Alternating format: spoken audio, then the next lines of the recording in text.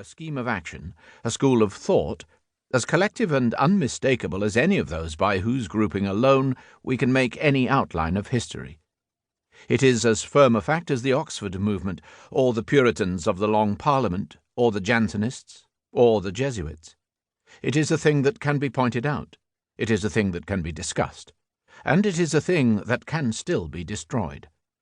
It is called, for convenience, eugenics, and that it ought to be destroyed I propose to prove in the pages that follow. I know that it means very different things to different people, but that is only because evil always takes advantage of ambiguity.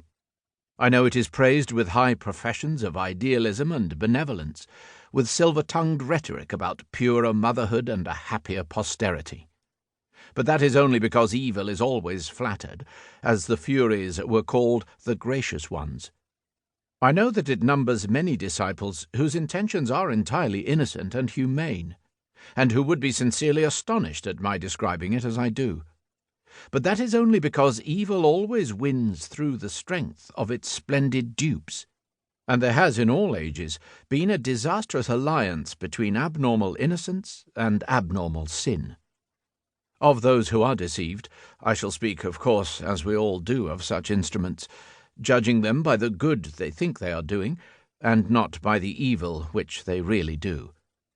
But eugenics itself does exist for those who have sense enough to see that ideas exist, and eugenics itself, in large quantities or small, coming quickly or coming slowly, urged from good motives or bad, applied to 1,000 people or applied to 3, eugenics itself is a thing no more to be bargained about than poisoning.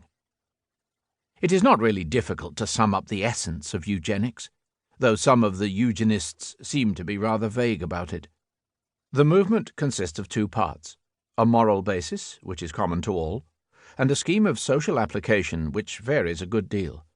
For the moral basis, it is obvious that man's ethical responsibility varies with his knowledge of consequences. If I were in charge of a baby, like Dr. Johnson in that tower of vision, and if the baby was ill through having eaten the soap, I might possibly send for a doctor. I might be calling him away from much more serious cases, from the bedsides of babies whose diet had been far more deadly, but I should be justified. I could not be expected to know enough about his other patients to be obliged, or even entitled, to sacrifice to them the baby for whom I was primarily and directly responsible. Now, the eugenic moral basis is this, that the baby for whom we are primarily and directly responsible is the babe unborn. That is, that we know, or may come to know, enough of certain inevitable tendencies in biology to consider the fruit of some contemplated union in that direct and clear light of conscience which we can now only fix on the other partner in that union.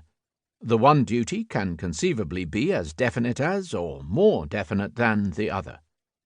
The baby that does not exist can be considered even before the wife who does. Now, it is essential to grasp that this is a comparatively new note in morality. Of course, sane people always thought the aim of marriage was the procreation of children to the glory of God, or according to the plan of nature.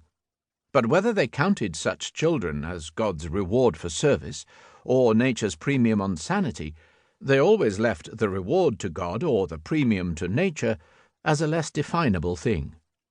The only person, and this is the point, towards whom one could have precise duties was the partner in the process. Directly considering the partner's claims was the nearest one could get to indirectly considering the claims of posterity. If the women of the harem sang praises of the hero as the Muslim mounted his horse, it was because this was the due of a man.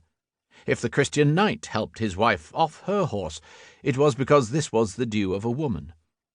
Definite and detailed dues of this kind they did not predicate of the babe unborn, regarding him in that agnostic and opportunistic light in which Mr. Browdie regarded the hypothetical child of Miss Squeers. Thinking these sex relations healthy, they naturally hoped they would produce healthy children, but that was all. The Muslim woman doubtless expected Allah to send beautiful sons to an obedient wife, but she would not have allowed any direct vision of such sons to alter the obedience itself.